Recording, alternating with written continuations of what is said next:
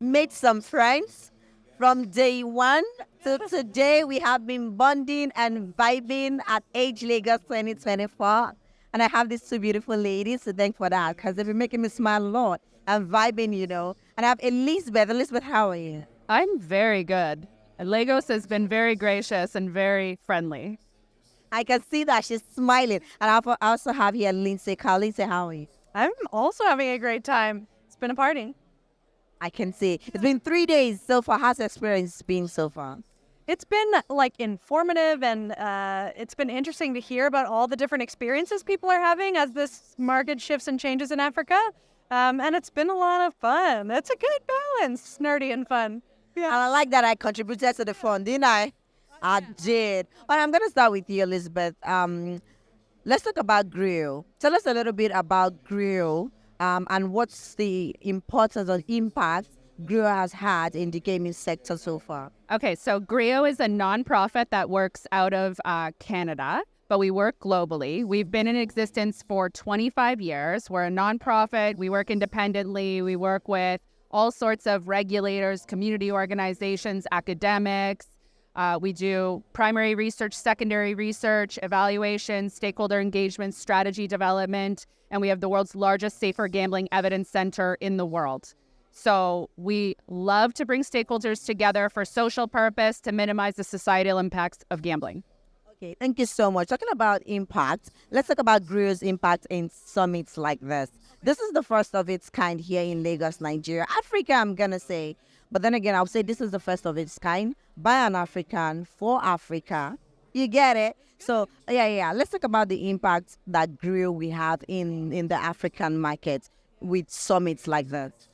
I think that one of our superpowers as an organization is holding space for conversations between all those different stakeholder types that you mentioned, between operators, between regulators, between nonprofit organizations doing great work in communities.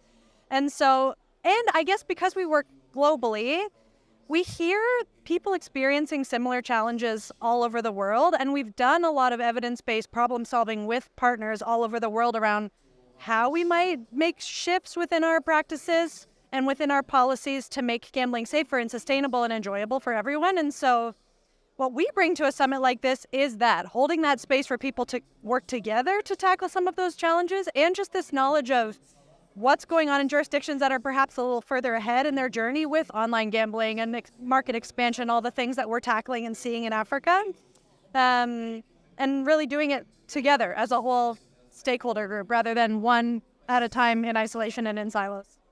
Thank you so much. Talking about bringing conversations, much of the conversations to expo like this and all of that. Elizabeth had a presentation earlier, and let's say it was quite informative and very enlightening. And then I just want you to tell us a little bit more about it, because you are very, very centered and focused around, player well-being strategies, helping protect, the player's well-being. So tell us a little bit, where did that passion come from? And what more do you feel like this can do for the gaming sector?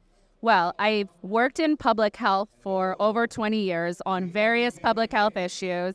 I'm very passionate about evidence, as is GREO Evidence Insights, as you can imagine with our name, and putting research evidence into practice, but also empowering communities so that we can gain more from a sector. So sometimes sectors join and it's very focused on jobs, which is great, economic empowerment, but social empowerment, contributing to the knowledge economy from the unique African lens is what we're passionate about. We love working with jurisdictions to surface what can uniquely emerge from different communities, spaces, cultures, lenses.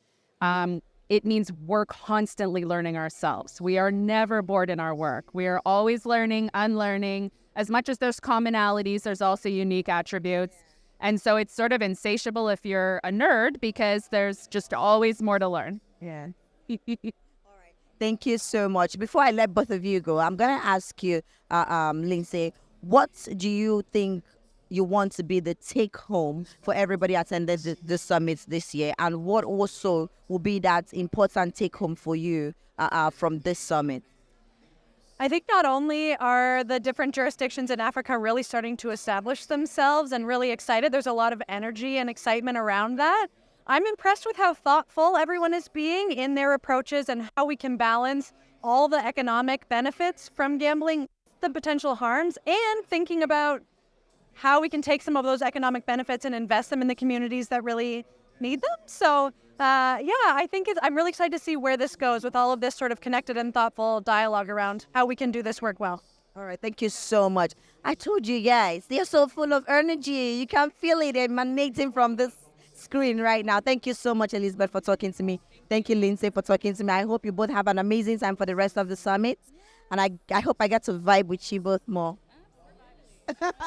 All right, thank you. Thank you so much. Thank you, Lindsay.